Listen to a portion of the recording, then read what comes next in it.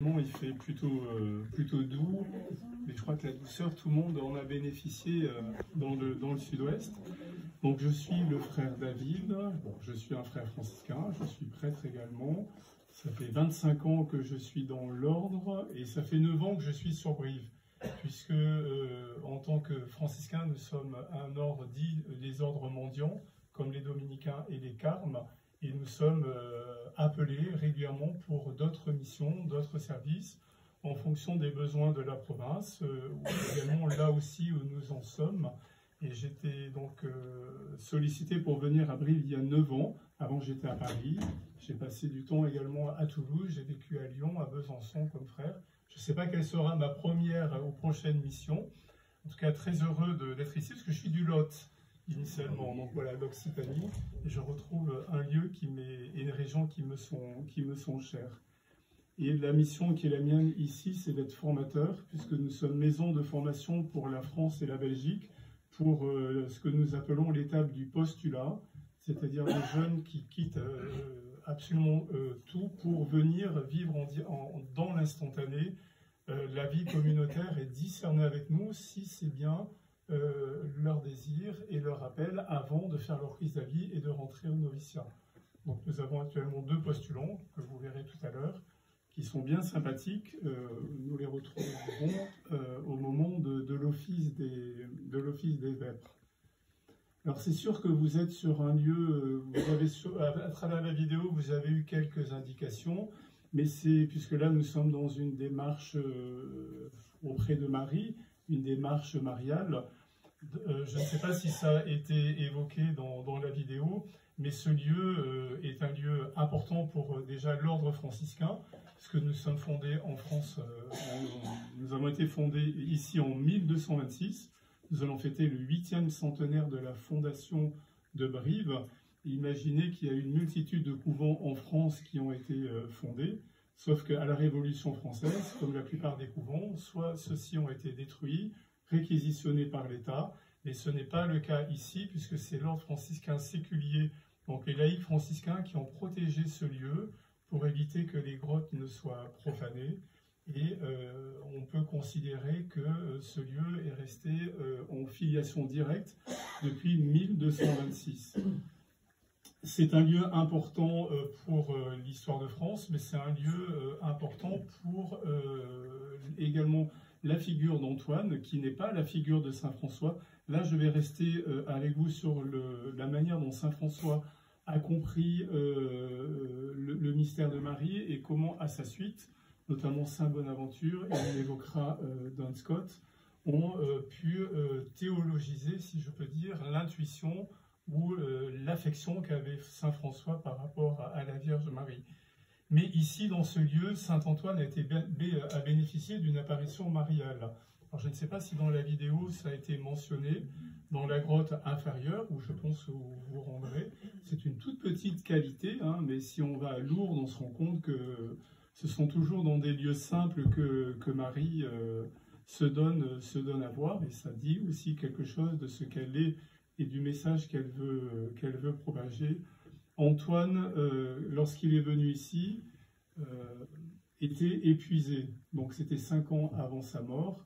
Il avait des problèmes de santé importants. Il était atteint d'hydropésie.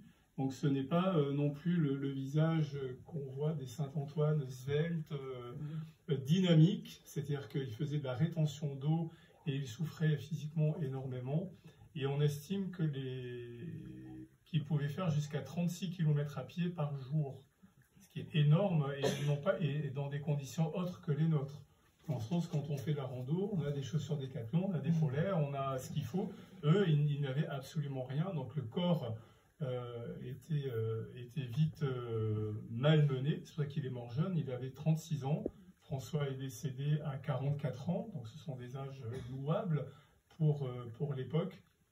Et Antoine ici s'est posé parce qu'on est sur le chemin de Saint-Jacques de Compostelle, on est sur une variante qui d'ailleurs nous conduit à Marie, parce que c'est la variante qui va à Rocamadour et qui passe précédemment par Limoges, les fameuses ostensions limousines, vénérer les reliques pour pouvoir s'approcher de plus près, à travers ces figures, du mystère de la sainteté.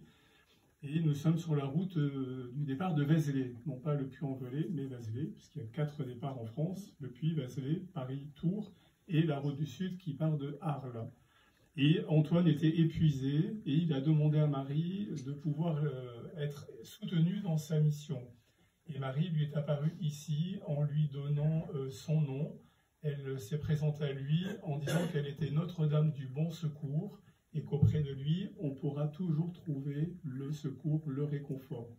Donc ce n'est pas une apparition mariale dans le sens d'un message délivré au monde, c'est une rencontre que Antoine a pu vivre ici, du vivant de Saint François. Saint François n'était pas encore mort quand il était ici, et Antoine a toujours eu cette dévotion pour Marie qui l'a accompagné, et également suite à cette apparition de l'Enfant Dieu qu'il a eu dans ses bras, dans un lieu qui n'est pas très loin d'ici, qui est à Châteauneuf-la-Forêt, c'est-à-dire non loin, on va dire du côté de Guéret, entre ici et la Creuse.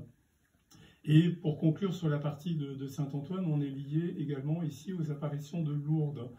Et vous me direz en quoi ce lieu a fait écho aux apparitions de Massabielle sous le Second Empire, donc sous Napoléon III, au moment où ont eu lieu les apparitions mariales, où Marie a révélé à travers son nom le fait qu'elle soit l'Immaculée Conception. C'est au moment, quelques années après, où l'empereur Napoléon III va faire tracer la fameuse ligne Paris-Toulouse, qui nous pose tant de problèmes pour nous brévistes, parce que le train est toujours en retard. Vous avez de la chance, à Bordeaux, vous avez le TGV, mais nous, on a l'Intercité, donc on est encore sur cette ligne. Mais je dis ça avec beaucoup de bienveillance, parce que cette ligne a permis à tous les pèlerins du nord de la France et de l'Europe de partir de Paris pour se rendre à Lourdes, pour aller voir le lieu où Marie a révélé son identité, l'Immaculée Conception, à Bernadette. Et comme les trains, à l'époque, n'étaient pas électrifiés, donc il fallait recharger le charbon, il fallait changer le conducteur, laisser la locomotive refroidir. Qu'est-ce qu'on faisait des trains entiers de pèlerins qui allaient à Lourdes et qui s'arrêtaient à Brive? Et bien c'est nous qui les avons récupérés. Donc tous les bâtiments que vous avez à l'entrée du sanctuaire, aujourd'hui c'est un lycée où nous sommes présents, lycée techno et professionnel. Et c'était des hôtelleries où il y avait jusqu'à 400-500 lits par nuitée pour accueillir ce flot de pèlerins qui allaient vers Lourdes et qui revenaient. Et c'est comme ça qu'au XIXe siècle, tous les prêtres diocésains ou religieux qui allaient à Lourdes en amenant leurs ouailles découvraient aussi la figure de Saint Antoine en s'arrêtant ici et ont remis à jour à travers la multitude de statues que vous pouvez trouver dans les églises, dont la plupart datent du XIXe, qui est le signe du passage de ces pèlerinages à Brive. Donc la dévotion mariale, elle ne commence pas à travers l'ordre franciscain, elle commence dès le départ. Est-ce qu'il y en a parmi vous qui sont allés en Terre Sainte? Il y a peut-être quelques bras qui se lèvent. Il y a deux lieux où l'historicité des événements sont avérées. C'est le Saint-Sépulcre, pour ceux qui connaissent, et la grotte de l'Annonciation à Nazareth, où le premier graffiti qui a été retrouvé est un graffiti qui est adressé à Marie, en langue grecque, le Kairé Maria, qui atteste dans cette grotte, en tout cas une dévotion où des pèlerins non juifs venaient dès le départ à Nazareth, en Galilée, dans une grotte, pour se rapprocher de ce mystère, on peut dire, du mystère de Marie. Ce serait trop long et trop, trop fastidieux de faire la narration de ce qu'est la dévotion mariale sur ces périodes-là. Ce qu'on peut dire, c'est que ici, nous sommes situés, on va dire, à la fin du Moyen-Âge. Saint Antoine est venu ici en 1226. Là, je vais vous emmener plutôt en Italie, à Assise, pour comprendre comment François donc, a pu se laisser interpeller, méditer le mystère de Marie. Mais une question qui est importante, et vous, Père, vous l'avez évoqué, c'était la question de la rédemption. On n'est que quelques années après l'an 1000, cette fameuse terreur de l'an 1000, où on méditait davantage sur le salut, le refus du salut et sur l'enfer. Vous pouvez imaginer ici, je ne sais pas s'il y en a qui connaissent le tympan de Conques ou le tympan de Beaulieu-sur-Mer, où au Moyen-Âge, après l'an 1000, on était quand même extrêmement troublé par la question du salut et la question de la rédemption. Et il y avait différents mouvements en Europe qui se sont levés pour essayer de retrouver une intuition évangélique, mais n'étant pas sous le couvert de Rome, a provoqué de multiples remous, dont les fameux cathars que vous connaissez et qui étaient présents à Brive. Et si saint Antoine est venu ici à Brive, c'est aussi pour lutter contre les cathars, puisque finalement on n'est pas si loin, je crois qu'on est plus près de Toulouse que de Bordeaux, me semble. Enfin, on a 180 km de Toulouse, mais le catharisme était présent dans la région. Donc le Moyen-Âge, là maintenant je reviens sur Saint François, donc italien, était un temps, on va dire, compliqué, complexe au niveau du rapport avec Dieu. Il ne faut pas imaginer non plus le Moyen-Âge tel qu'on le voit dans le film Les Visiteurs, un Moyen-Âge sale, gueux. Les gens étaient extrêmement cultivés. Quand vous voyez, par exemple, on célèbre aujourd'hui la réouverture de Notre-Dame de Paris, ils savaient maîtriser parfaitement l'art roman, l'art gothique, monter des chefs-d'œuvre qui ont traversé les siècles, et ils n'ont pas fait Polytechnique ou Normal Sup. Donc ça signifie que la culture était différente, mais c'était quand même des gens érudits qui avaient une transmission des valeurs et un savoir-faire qui, presque maintenant, nous font défaut. En tout cas, on les a retrouvés à travers ces corps de métier qui ont rebâti Notre-Dame. Et Saint François va naître dans un bouillonnement de culture où la société féodale était constituée en 3 castes. Les gens dits armés, les fameux gens d'armes, ou les militaires, on va dire, les gens d'église et les bas gens, les petits gens. Et au XIIIe siècle va émerger une culture marchande, ça va être l'ouverture finalement du commerce. Saint François, le futur Saint François, va d'ailleurs venir plusieurs fois en France, d'Italie, chercher des draps et des tissus en Champagne, puisque ses parents vont faire fortune dans la ville d'Assise à travers la vente de tissus. Il n'y avait pas les boutiques H&M ou Célio pour avoir des vêtements. Il fallait des tissus bruts pour pouvoir les bâtir, les construire. Et c'était un siècle assez agité au niveau de l'Église, puisqu'il y a eu, je fais un petit préambule, mais c'est pour bien comprendre le doux pape François dans son rapport à Marie, parce qu'il ne part pas de rien, il part de sa culture. Et ça dit quelque chose aussi par rapport à notre propre dévotion aujourd'hui. Il y a un concile qui est daté de 1215, le concile Latran IV, qui demandait même aux chrétiens de venir au moins une fois par an communier et se confesser. C'est pour dire combien même l'Italie du XIIIe siècle était déchristianisée, paganisée, et l'Église avait du mal à se faire entendre et à solliciter les foules, et notamment même sur la question du salut. Et François va découvrir, et c'est important pour comprendre ce qui va suivre par la suite, va rapidement s'enrichir, c'est-à-dire avoir un niveau de vie qui va dépasser celui même des aristocrates, voire des nobles, à travers l'enrichissement familial lié au commerce du tissu. Et ça, c'est quelque chose de fondamental pour lui, puisque pour comprendre le mystère de la pauvreté de Jésus et de Marie, il va le comparer avec l'exubérance de sa vie avant qu'il ne fasse lui-même l'expérience de ce qu'est réellement les personnes en situation de précarité. Donc vous voyez, le Moyen-Âge, c'est un siècle déchristianisé, en tout cas 13e siècle plutôt italien, ça peut dépendre d'autres cultures, ou un siècle qui est en pleine mutation. Alors c'est sûr qu'on a l'habitude d'associer Saint François, alors je vais reprendre du coup mon texte, parce qu'on n'a qu'une heure qui nous reste, il ne faut pas que je me disperse. Et on a l'habitude d'associer Saint François au Christ, qui en soi est vrai. On l'a même appelé un alter Christus, un autre Christ. Pourquoi? Parce qu'il est devenu conforme par ses stigmates qu'il a reçus sur le mont Alverne, en Toscane. Saint François est le premier stigmatisé connu de l'histoire. Bon, les stigmates ont été contemplés et ont été avérés. On peut dire qu'il a été conformé toute sa vie à celui que son cœur a tant aimé. François, c'est l'homme qui ne dissociera jamais non plus le mystère de Dieu de celui de la Trinité. Et en même temps, il va être profondément marqué par une multitude de phases de conversion. On imagine François se convertir devant le crucifix de Saint-Damien. Alors ce crucifix, vous en avez sûrement une idée. Il est dans l'église, alors c'est pas le vrai. Hein.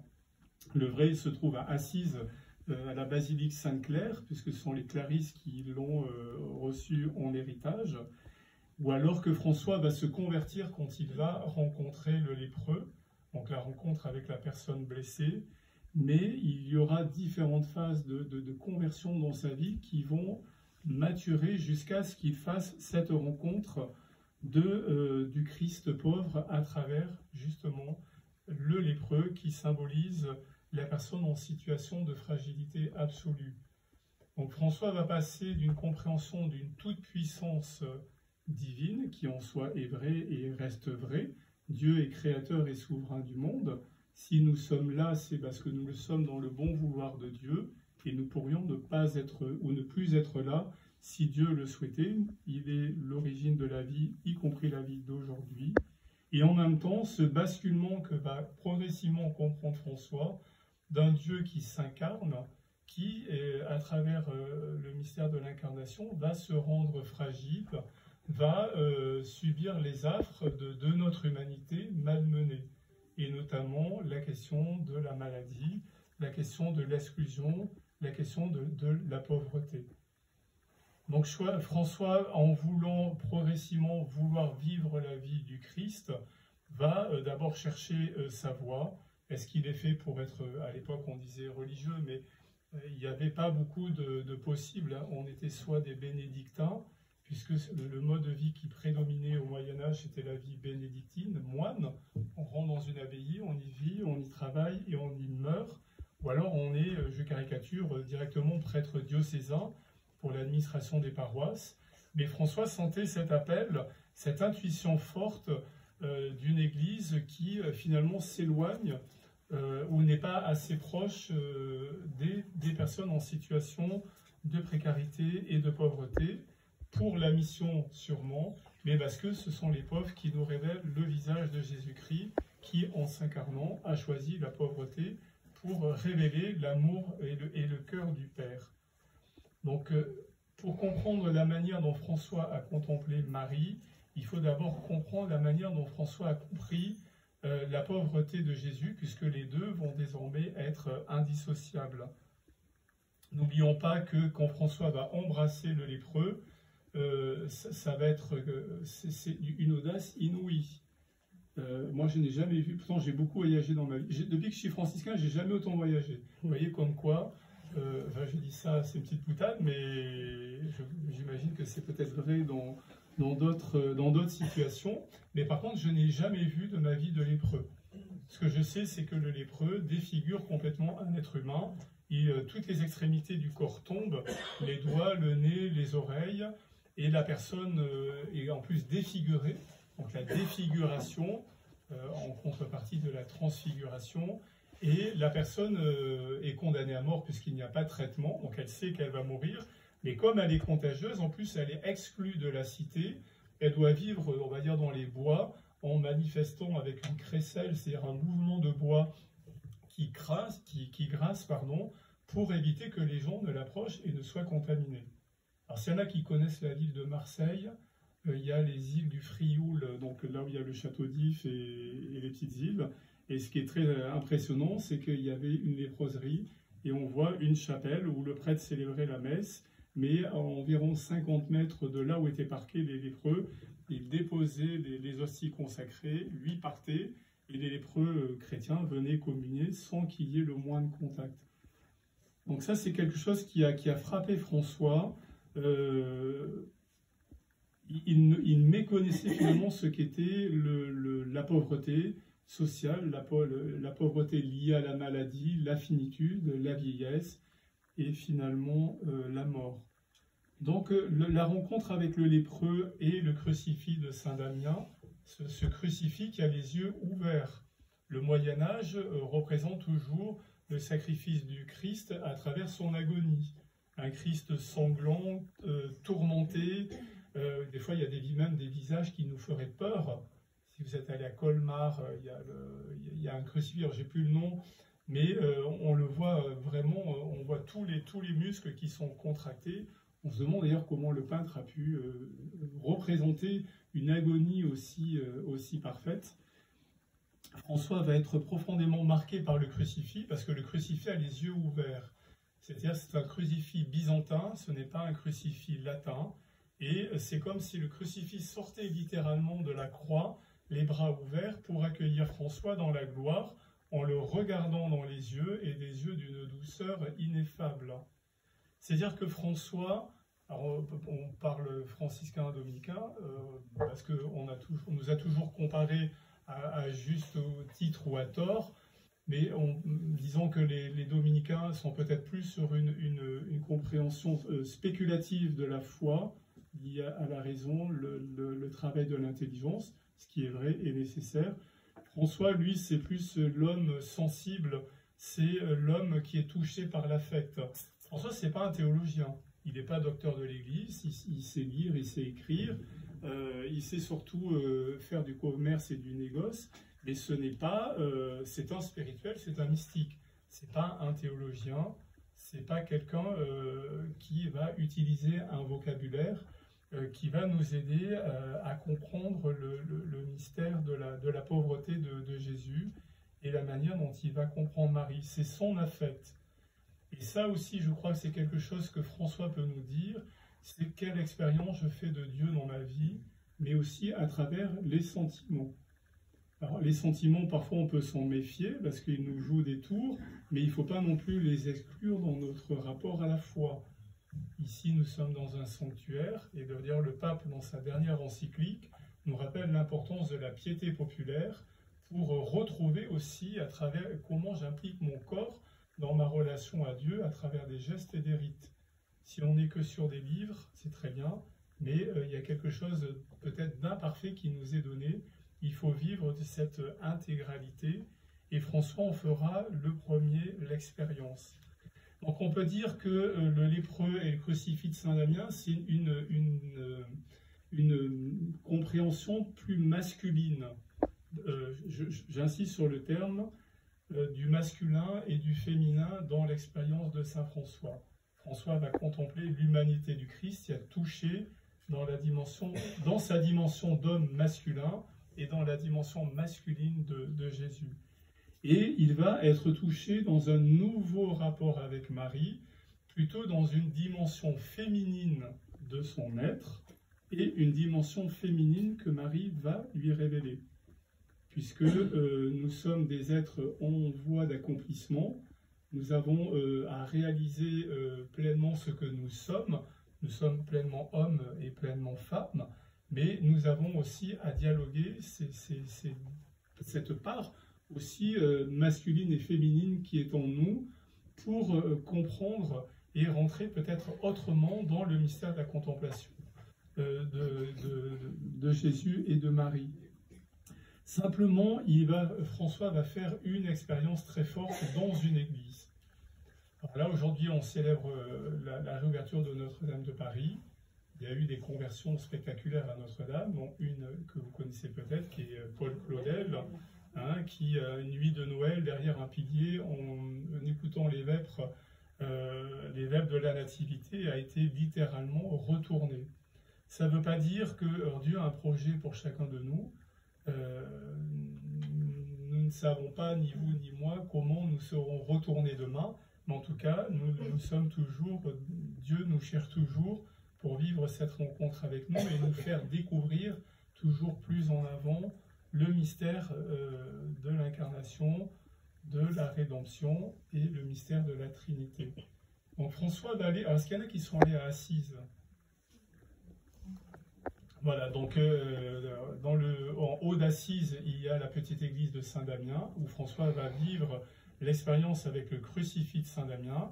Et dans la plaine d'Assise, dans une petite église qui s'appelle la Portioncule, François va faire différentes expériences qui vont l'amener à rencontrer Marie autrement, telle qu'elle était présentée dans son siècle. Déjà, cette petite église est dédiée à Marie, et notamment au mystère de l'Assomption. On l'a pris sous le terme de Notre-Dame des Anges. Et aujourd'hui, c'est l'église tête et mère de l'ordre franciscain. À Assise, vous avez le Sacro Convento, cette immense basilique dédiée à Saint-François, où repose le corps de Saint-François, avec les fresques de Greccio, qui est une basilique papale. Et dans la plaine d'Assise, François a voulu mourir littéralement dans les bras de Marie, puisque c'est là qu'il a voulu mourir nu sur la terre nue, à la Portioncule, qui aujourd'hui est aussi une basilique papale, à l'égal des 4 basiliques romaines que nous connaissons. C'est dans cette église qu'il va faire la réception de l'évangile. Et c'est là aussi que c'est intéressant pour comprendre le regard de Marie. Marie n'est jamais contemplée pour elle-même, c'est toujours elle qui nous conduit à son Fils, et notamment dans l'expérience que nous faisons de la parole de Dieu, parole qui n'est pas un texte mort, mais qui est un texte vivant pour aujourd'hui. L'évangile, François le connaissait, mais il va faire l'expérience, je ne sais pas si vous l'avez faite, j'espère que oui, mais un jour vous recevez un texte d'évangile et vous avez l'impression qu'une corde sensible est activée, et que le Seigneur vous parle à travers sa parole. C'est là aussi qu'il va recevoir sa vocation de vivre pauvrement et de manière itinérante. Et l'itinérance que François va vivre de village en village, ce n'est pas une expérience qui est étrangère à Marie, puisque nous avons peut-être du mal à imaginer ce que fut la vie de Marie. En tout cas, on connaît les grands passages, l'Annonciation, la Visitation et Cana, et on la retrouve au pied de la croix. Mais si on est attentif dans la manière dont Luc et Matthieu nous parlent de Marie, Marie faisait partie du groupe des femmes itinérantes. C'est-à-dire qu'elle suivait ce groupe de femmes qui accompagnaient Jésus dans les premières missions, notamment à Capharnaüm. Et on a du mal à imaginer Marie sur les routes de Galilée avec ces hommes en train d'être l'embryon de ce que sera la première communauté chrétienne, et Marie, mère de l'Église, qu'elle recevra comme titre après la Pentecôte. Donc toute la vie de François, finalement, est un point d'appui de ce qu'est aussi la vie de Marie, mais jamais Marie n'attirera François pour elle. Marie attirera toujours François pour le Christ, et qu'il fasse l'expérience de la vie même de son Fils.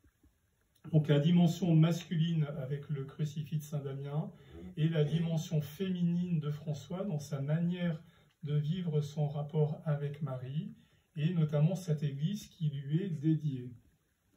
Et nous, on dit toujours, moi je me rappelle quand j'étais au noviciat, mon maître des novices me disait, repère toujours l'église qui te semble la plus importante pour toi, parce que si un jour tu es en difficulté, reviens dans cette église.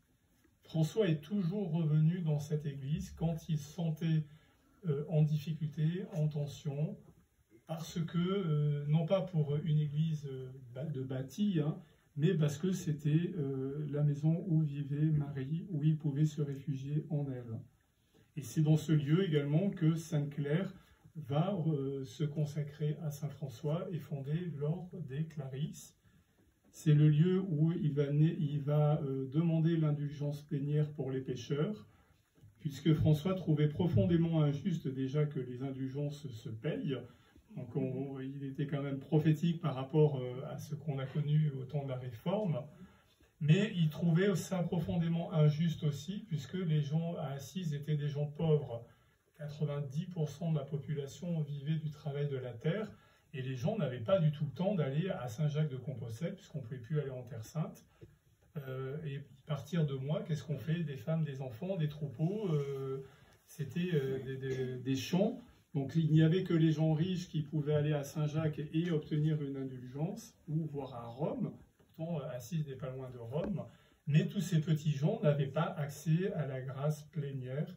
Et il a demandé dans une apparition au Christ où était présente Marie, que tout le monde puisse bénéficier de cette grâce, quel que soit le statut social. Voilà, Dieu ne peut pas dissocier son amour et sa grâce en fonction du statut que nous avons. Et François voudra mourir dans cette église. Il mourra par ailleurs nu sur la terre nue en chantant le cantique des créatures, que vous connaissez sûrement ou qui a de multiples variantes dans nos liturgies. Un de ses biographes disait « Il aimait d'un amour indicible la mère du Christ Jésus, car c'est elle qui nous a donné pour frère le Seigneur de toute majesté. Il inventait pour elle des louanges, faisait monter vers elle les prières, lui consacrait les élans de son cœur. Aucune langue humaine ne saurait dire combien de fois et avec quelle ferveur. » Donc quand il rendait grâce pour la présence de Marie dans sa vie, c'est toujours parce que c'est elle qui nous a donné le Christ et qui a permis de vivre, qui nous permet de vivre en lui ce mystère de cette union avec le Père dans l'Esprit. Donc Marie, chez François, n'est jamais contemplée pour elle-même ou comme finalité, mais toujours comme un moyen de grandir encore plus dans notre relation à Dieu et au quotidien. Et il est émerveillé de voir que Dieu a envoyé son Fils partager notre humanité. Et alors nous ne voyons pas de manière sensible le Christ, mais il ne faut pas oublier que le Christ est présent dans la Trinité évidemment, mais je dirais le Christ Jésus dans chacun des sacrements, et notamment dans le sacrement de l'Eucharistie, où François disait que dans chaque Eucharistie, le Christ qui est en gloire et en majesté auprès de Marie quitte son trône de gloire pour venir dans les mains du prêtre se donner à nous. Donc il est émerveillé de voir que le Père a envoyé son Fils partager notre condition humaine et en l'occurrence celle des plus petits et des plus pauvres, c'est toute la dynamique des béatitudes, et surtout que Marie lui a façonné un corps. Parce que le Christ n'est pas un erzag ou un pur esprit, il a pleinement pris notre nature humaine à travers un corps que Marie lui a façonné. Donc François ne peut jamais dissocier le Christ de Marie, puisque Marie est intimement liée à elle par le mystère de l'incarnation, mais chacun dans un rôle et dans une mission différente. Marie n'est pas la source du salut, elle est le canal par qui le salut a pu passer, mais elle est indissociable désormais du Christ Jésus. C'est pour ça que François ne voudra jamais séparer le Christ de Marie. Et moi je dirais parfois, il y a certaines représentations mariales, alors on disait les statues de Saint-Sulpice, je ne sais pas que vous n'êtes pas sulpicien, mais où justement l'image qu'on peut se représenter de Marie nous éloigne finalement de cette humble femme simple de Terre Sainte, de Palestine, qui a façonné ce corps de cet enfant. Je trouve toujours heureux quand Marie est représentée avec l'enfant Jésus, parce que le mystère, même si une fois de plus la finalité est différente, mais indissociable des deux. Vous voyez quel lapsus. On disait que François avait le cœur serré à la vue des ruines de cette petite église de la Portioncule. Il a rebâti l'église de Saint-Damien, qui est le symbole de l'église universelle qui tombait en ruine. Le crucifix va dire à François, « Va François, et répare mon église qui, tu le vois, tombe en ruine. » Donc François l'a rebâti de ses mains, mais ce n'est pas forcément l'église bâtiment, c'est l'église corps du Christ qui, à ce moment-là de l'histoire, avait besoin d'être rebâtie, et elle a toujours besoin de l'être, quels que soient les temps et les circonstances. Par contre, ce qui est très beau chez lui, c'est que quand il voyait le délabrement de l'église de la Portioncule, c'est parce que c'était le lieu qui était dédié à Marie. Et il ne supportait pas qu'on délaisse un lieu où Marie est, on va dire, présente, ou en tout cas honorée. Et c'est pour ça qu'il va rebâtir également de ses mains cette petite église à cause de la dévotion qu'il avait pour Marie. On nous dit toujours qu'il passait ses nuits en prière, qu'il dormait très peu, qui prêchait toujours les louanges de Dieu et de la glorieuse Vierge Marie, sa mère. Voilà, les louanges de Dieu sont toujours adressées à Dieu, mais il n'était jamais avare de prier pour Marie, de rendre grâce, parce que par elle, le salut a été possible par son consentement. Il disait même, nous avons bien sujet d'être joyeux, car François voulut même choisir Marie comme patronne de l'ordre et la mettre sous ses ailes, pour qu'elle couvre et qu'elle protège les frères jusqu'à la fin. Et il l'appelait justement la patronne des pauvres, parce que les petits, finalement, n'ont jamais peur de se tourner vers Marie, alors que parfois on peut craindre de s'approcher de Dieu, en se demandant comment nous allons être reçus. Marie ne provoque en aucun cas de la crainte ou de la peur, elle provoque au contraire de la douceur, de la confiance, de la bienveillance, et François l'a bien compris. Il disait même qu'elle est consacrée comme un temple, puisqu'elle a contenu dans son sein le Verbe de Dieu qui s'est fait chair. Avant, Dieu était présent à Jérusalem dans le temple, signifié dans l'arche d'alliance, qui a été perdue. Dans le mystère de l'incarnation, c'est Marie qui est l'arche vivante, puisqu'elle contient en elle le Verbe qui n'est plus de parole de pierre, mais qui est une parole de chair. Donc Marie est absolument indissociable dans la manière dont François va contempler son mystère. Alors il y a un événement qui a aussi beaucoup frappé François dans cette petite église de la Portioncule.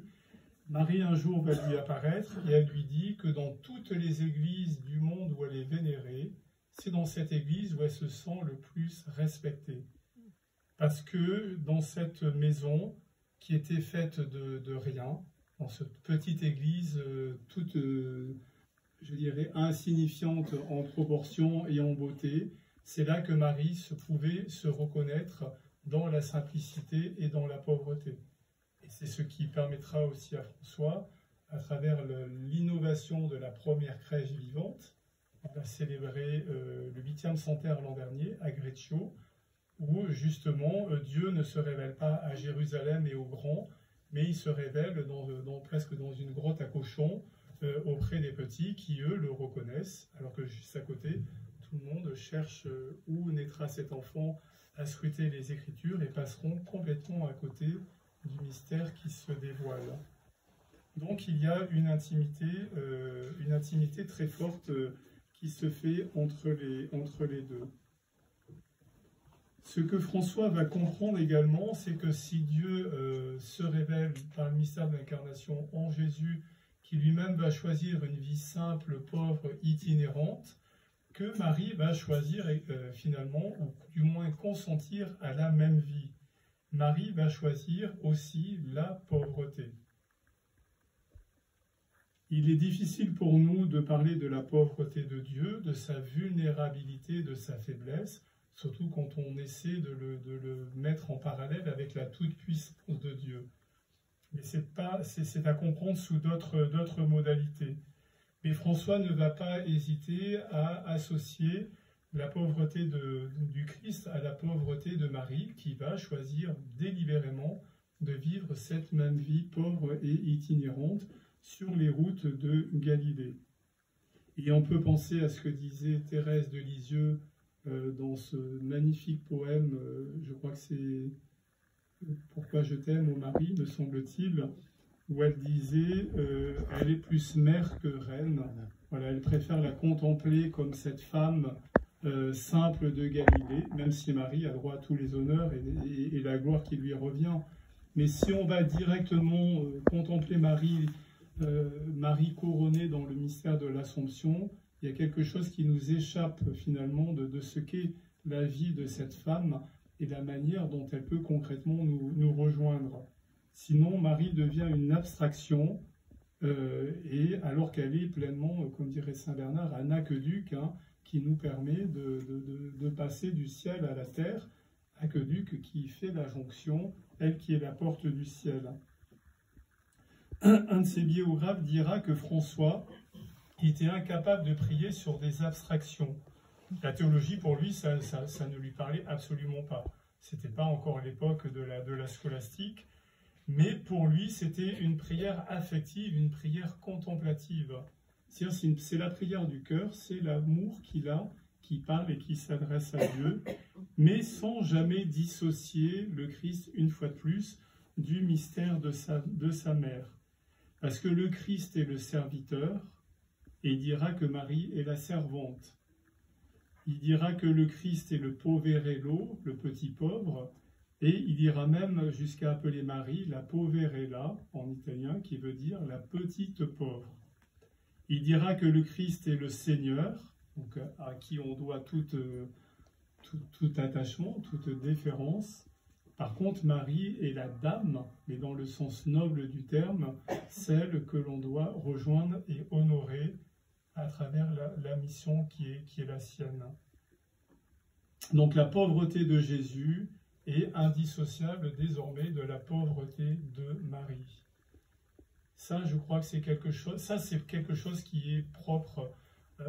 François appartient à l'Église universelle, il n'appartient pas qu'aux franciscains, et heureusement, mais je crois que toute la singularité de la dévotion mariale, c'est de contempler Marie comme étant la toute pauvre. Ça ne veut pas dire de ne pas contempler les mystères qui accompliront jusqu'à l'Assomption, mais c'est de la contempler dans son humanité, comme François a contemplé l'humanité de Jésus, sans jamais se dissocier de la divinité. Sinon, on ne comprend plus rien d'un Dieu qui se fait proche et prend le risque de venir partager notre humanité. François était compatissant pour les pauvres. Il disait cette phrase extraordinaire. Il disait « Je reconnais dans les pauvres le fils de Notre-Dame qui elle-même fut pauvre toute sa vie. » C'est quand même une phrase qui a de quoi méditer. Hein. Quand je vois un pauvre, je vois le fils de Notre-Dame. Parce que Marie a choisi elle-même la pauvreté. Alors elle a choisi, elle n'a pas subi. C'est pas la même chose. Malheureusement, il y a des précarités qui sont subies. Mais c'est pour dire le regard qui a changé chez François, et même la manière de contempler le monde va changer, parce que Marie va lui révéler quelque chose qu'il ne comprenait pas, ou qui n'arrivait pas à mettre en mots pour contempler le mystère de Jésus. Il disait même cette phrase, c'est Thomas de Celano, pour ceux qui connaissent un peu ses biographes, il disait « Quand tu vois un pauvre, c'est l'image du Seigneur et de sa pauvre mère que tu as sous les yeux. » Moi, quand je lis cette phrase, j'ai beau la connaître, je me dis à chaque fois, je me prends une claque. Quand tu vois un pauvre, c'est l'image du Seigneur et de sa pauvre mère que tu as sous les yeux. Vous voyez, toujours les deux sont associés dans le mystère de la pauvreté qui dit quelque chose du mystère du Père qui veut se donner à nous sans nous effrayer, sans nous écraser, mais au contraire en se faisant tellement proche, en partant du réel en fait. Le réel, c'était la vie des gens simples, vie qu'a partagé le Christ et qu'a partagé Marie. Il y a un auteur suisse que vous connaissez peut-être, qui est Maurice Zundel, que certains, qui est un grand admirateur il n'admirait que Dieu, hein, mais un grand ami, on va dire, de Saint François, qui disait que Marie est l'image de l'amour gratuit de Dieu. Et Saint François voit en Marie l'ostensoir de la pauvreté de Jésus. C'est-à-dire, si moi, j'arrive pas à bien comprendre, c'est vrai que c'est compliqué de méditer sur la double nature de Jésus, l'humanité, la divinité. Même pour nous, hein, c'est pas parce qu'on est religieux qu'on est des professionnels de la prière, c'est l'œuvre d'une vie. Mais par contre, François dira, Marie, ce que peut-être je n'arrive pas à comprendre de la vie même de Jésus, vrai Dieu, vrai homme, je peux le comprendre, Marie, parce que c'est une de nous. Elle est totalement nous, elle n'est pas divine. Marie est la créature parfaite, de par l'Immaculée Conception, mais c'est la créature comme vous et moi, de la même manière et de la même sensibilité. Donc si je ne peux pas arriver à comprendre vraiment la place, le rôle de Jésus dans le projet de Dieu, Marie peut m'aider, parce que à travers son mode de vie en vivant la simplicité, la pauvreté, il y a quelque chose que je peux peut-être essayer d'entrevoir dans l'intention de Dieu en Jésus. Il disait qu'il ne pouvait jamais réprimander ses larmes ni réprimer ses pensées de la misère dont souffrit un jour la Vierge le jour de la naissance de Jésus.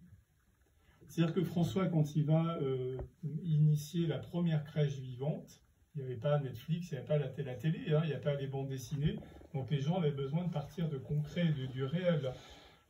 Donc on imagine toujours l'enfant Jésus, c'est très bien, mais François, lui, il va se centrer aussi sur la pauvreté de la Sainte Famille, qui va donner cet enfant dans le dénuement le plus absolu, et notamment la pauvreté et la douleur de Marie. Donc vous voyez, chaque fois qu'il y a un mystère qu'on contemple dans l'Évangile, François va se centrer sur le mystère tel qu'il est révélé, mais il va essayer de passer par le regard de Marie pour peut-être passer un peu dans les interstices, et c'est ça le propre de la prière. C'est aller un peu plus loin, c'est pas l'imagination, c'est l'Esprit Saint essaie de me dire quelque chose. Alors il y a, du coup, Saint François, on l'a vu, n'était pas un théologien, c'était quelqu'un profondément marqué par l'affect et le sensible. Et après sa mort, il y a un de ses frères qui sera à la tête de l'ordre des frères mineurs, bien des années après, qui s'appelle Bonaventure, qui deviendra saint et même docteur de l'Église, Saint Bonaventure, qui est le tenant, on va dire, des franciscains avec saint Thomas pour les dominicains. D'ailleurs, les deux se connaissaient et se respectaient. On imagine souvent les joues théologiques entre les franciscains et les dominicains. Alors c'est sûr, on se querellait, mais c'était une querelle, je dirais, théologie dans le sens de chercher Dieu ensemble pour grandir dans la foi. C'est pas le nom de la rose, si vous avez vu le film, où c'est un peu plus tendu. Et Saint Bonaventure va essayer de comprendre aussi comment Saint François, mais là cette fois-ci en tant que théologien, pas en se basant uniquement sur l'affect de Saint François, et il va il va essayer de comprendre pourquoi Saint François avait le cœur vrillé, c'est le terme qu'il utilise, le cœur vrillé pour Marie. Donc ça ne veut pas dire simplement un amour ou une affection, avoir le cœur vrillé, enfin, je ne sais pas ce que ça peut représenter, mais ça veut dire quelque chose qui vous tient au plus profond de vous-même. Moi j'imagine les parents qui ont le cœur vrillé d'amour pour leurs enfants, ou petits-enfants, ou pour des frères et sœurs, quelle que soit notre situation de vie. Donc il y a quelque chose de viscéral pour moi dans ce terme de vriller. Et il dit que François avait une dévotion fervente pour Marie. Mais qu'est-ce que ça veut dire avoir une dévotion pour Marie?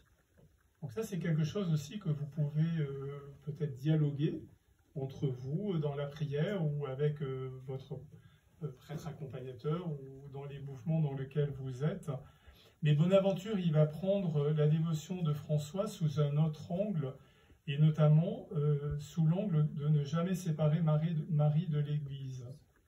C'est-à-dire que Marie, même si on la contemple dans sa gloire, et c'est vrai que peut-être la dévotion du 19e a beaucoup accentué sur le 19e, 20e, parce que l'Assomption, c'est tout récent, hein, dans le fait que la gloire de Marie ne l'éloigne pas des hommes. Vous voyez, on a vu avant que la pauvreté de Marie était la même que la nôtre, donc on pouvait, à travers notre pauvreté, trouver ce chemin qui nous mène à Marie, mais l'Église nous dit aussi la place privilégiée qu'a Marie aujourd'hui. Saint Bonaventure dira que Marie reste une créature comme nous. Elle a un père, une mère, elle a vécu sa vie de femme, elle a même été mariée, elle a aimé un homme, Joseph, elle a vécu un veuvage, pas non plus séparer Marie de Joseph, parce que là aussi on perd complètement le fil de cet amour, de cette femme qui avait cet amour profond pour cet homme. Sinon on en fait une statue de plâtre complètement insensible aux affects. c'est une femme qui a aimé, qui a ri, qui a pleuré, qui a souffert, comme tout le monde, et qui a même connu l'abject, à savoir être témoin de la mort de son fils sous ses propres yeux. Elle est une créature comme nous. Donc c'est pour ça que François Bonaventure dira qu'il a une dévotion, c'est-à-dire qu'on va dire qu'il ne surjoue pas la dévotion à Marie. Il la remet pleinement dans le mystère de Dieu. Parce que le risque, c'est c'est une tentation qu'on a tous, hein, moi le premier, c'est de survaloriser la place ou le rôle de Marie dans le projet de Dieu ou par les dévotions au détriment de la foi au Dieu Trinité. Par exemple, moi je suis témoin, on a l'adoration du Saint-Sacrement tous les jours, on l'aura tout à l'heure. Alors je ne pose pas du tout de jugement de valeur, je ne me permettrai pas, mais quand on a l'exposition du Saint-Sacrement, des fois je vois des gens qui viennent et qui foncent directement devant les reliques de Saint-Antoine. Et je me dis, mais alors qu'il y a le Saint-Sacrement qui est exposé, et Jésus qui se donne, mais littéralement et totalement à nous, de manière absolue, dans sa présence sacramentelle. Donc François, il fait très attention de ne pas surrajouter, mais par contre de toujours resituer Marie dans la justesse, là où elle doit être en fait. Pas plus, pas moins, mais là où elle doit être. François se met sous sa miséricorde parce qu'il a conscience, et c'est le sens aussi peut-être du propos qui viendra après, même si le temps passe, mais que Marie n'est pas la source du salut, elle est le canal du salut, mais elle n'est pas la source. Donc elle intercède pour nous, mais les grâces que nous recevons d'elle viennent de son Fils. C'est-à-dire aussi peut-être éviter un certain retour au paganisme qu'il a connu, que François a connu, et que le XIIIe, XIVe siècle ont pu connaître également. Voilà, Bonaventure dira que François reconnaissait aussi en Marie la mère des pauvres. Il nous dit également que j'essaie de trouver des mots simples. Voilà, que Marie, elle est littéralement traversée par le mystère de la Trinité, et Marie n'est pas la Trinité. Mais s'il y a bien une figure, et ça je pense que ça peut nous aider pour comprendre le mystère de la Trinité et de l'Immaculée Conception, et ça c'est quelque chose qui moi m'aide quand je fais oraison et que des fois je ne sais pas trop comment comment me mettre en route. Cette phrase que dit François qui est très belle, il dit « Marie est la fille du Père, elle est la mère du Fils et elle est l'épouse de l'Esprit. » Voilà, Marie est la fille du Père, comme vous, comme moi. Elle est la mère de Jésus-Christ. Par contre, vous me direz, moi je ne suis pas la mère de Jésus. Et Marie est l'épouse de l'Esprit, moi je ne suis pas l'époux ou l'épouse de l'Esprit. Eh bien, Bonaventure va nous dire que si. Et à partir de l'expérience de saint François. Et je pense que c'est là qu'on peut atteindre quelque chose de différent du mystère de Dieu et de la manière de contempler Marie. On est tous fils du Père, fils ou filleux. On ne va pas s'amuser avec l'histoire du genre, hein, parce que ça me ferait monter au plafond. Mais on est tous créatures de Dieu, donc on est tous, mais on l'est aussi fils et fils de par le baptême. Hein, on est greffé au Christ et à la Trinité, tout entière par le mystère de notre baptême. Mais en quoi, vous et moi, je suis mère de Jésus-Christ? François, il dit, on est tous mères de Jésus-Christ, parce que nous le portons tous dans notre cœur quand on a reçu l'Eucharistie et qu'on l'enfante par nos bonnes actions. C'est-à-dire qu'en recevant l'Eucharistie, nous sommes comme Marie, nous avons le Christ qui est totalement vivant en nous, dans notre être, hein, corps, âme et esprit. Marie le met au monde en le faisant naître, nous le faisons naître par la charité que nous vivons. Donc nous sommes aussi les mères de Jésus-Christ, comme Marie a été mère de l'enfant Dieu. Et nous sommes ses époux parce que nous avons reçu l'Esprit Saint et que c'est l'Esprit Saint qui nous unit au Père et au Fils. Donc nous avons tout reçu le jour de notre baptême et de notre confirmation. Donc il n'y a rien qui nous manque dans notre vie de chrétien qui a manqué dans la vie de Marie. Sauf que nous, on est marqué par notre libre arbitre.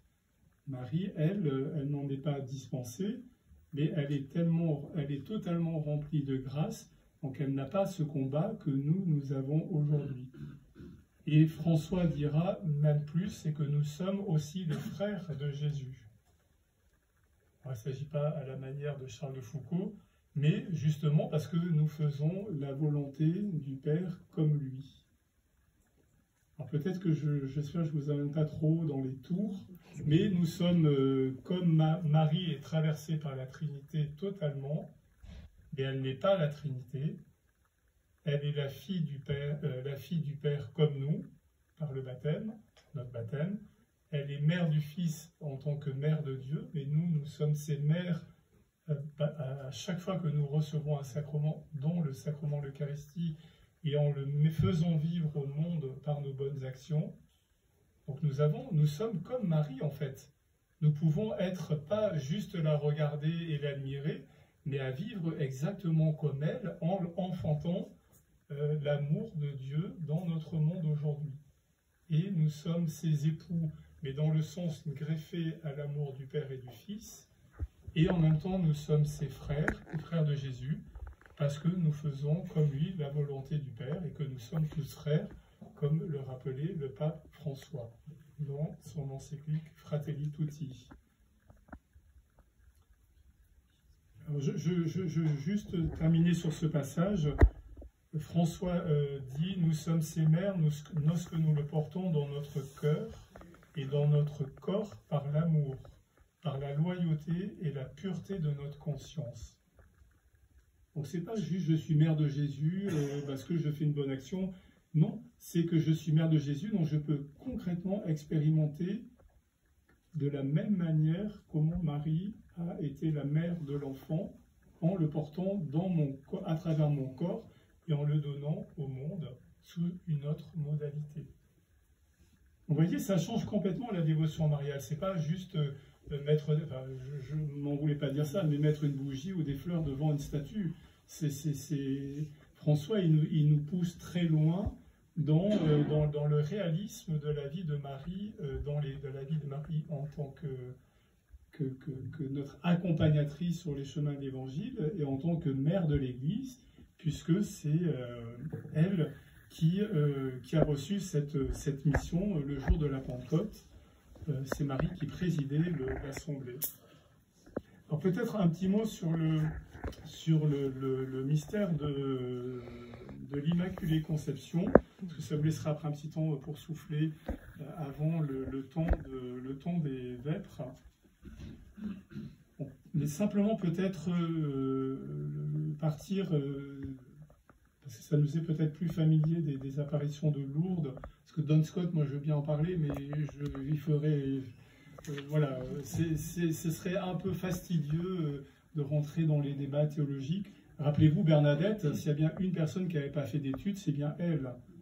Elle n'avait même pas fait sa première communion, elle était en pleine démarche de foi, et c'est elle qui a été choisie parce qu'elle a été la plus pauvre parmi les plus pauvres de Lourdes.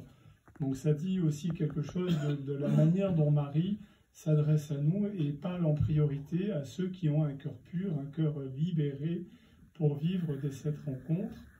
Et tout le monde réclamait une preuve de l'authenticité de ces apparitions. Et Marie va simplement lui révéler à la fin des apparitions, elle va dire « Je suis l'Immaculée Conception ». Et pour Bernadette, ça ne lui dit absolument rien. Elle est incapable de comprendre ce que ça veut dire. Elle va même, vous le savez comme moi, le mémoriser pour aller le raconter à son curé. C'est un terme qui est très simple et qui en même temps et qui est compliqué. parce que nous l'avons également dans l'Église d'Orient, mais qui n'est pas sous le dogme tel que nous le connaissons, mais que l'on soit en Orient ou en Occident, cette approche du mystère de Marie qui a été dispensée du péché et du mal, en tout cas, est contemplée de différentes manières.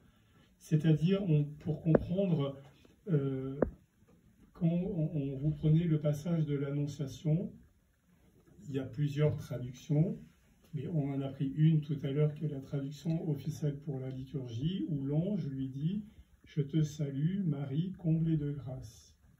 Le Seigneur est avec toi. Tu es bénie entre toutes les femmes, et Jésus, ton enfant, est béni. » Mais là, c'est la traduction orale, enfin, qui est faite pour être proclamée dans les célébrations liturgiques et dans la messe. Il y a d'autres traductions. Des fois, c'est intéressant de faire des études, et notamment de comprendre le grec, où il est dit que Marie n'est pas comblée de grâce, mais est comblée de la totalité de la grâce. C'est-à-dire qu'elle n'a pas simplement reçu la mission de porter l'enfant Dieu et de le révéler au monde, mais c'est parce qu'elle est elle-même déjà remplie de la grâce que Dieu peut s'adresser à elle et lui proposer librement, si elle consent ou pas, à devenir la mère du Messie. Donc c'est ce terme-là qui a été essentiel pour comprendre le mystère de l'Immaculée Conception. Marie est déjà remplie de grâce quand l'ange vient lui proposer le mystère du salut et l'associer à ce projet.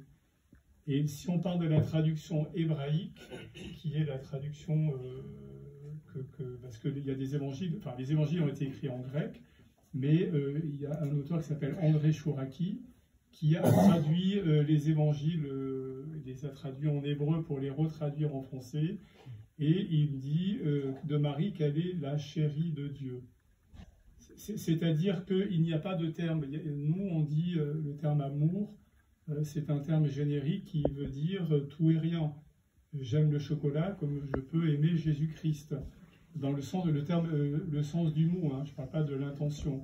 Mais dans l'hébreu, il y a une pluralité de niveaux, et Marie porte le niveau, on va dire, le plus absolu de la manière dont Dieu porte le regard sur Marie. Donc l'Immaculée Conception n'est pas là, au contraire, pour nous effrayer, en disant, ben, nous, on est des pauvres pécheurs, et Marie, parce qu'elle est exempte du péché, du coup, elle ne peut pas du tout nous rejoindre ou nous comprendre. Comment je peux la prier quand je m'égare, alors qu'elle-même, elle n'a pas connu le péché.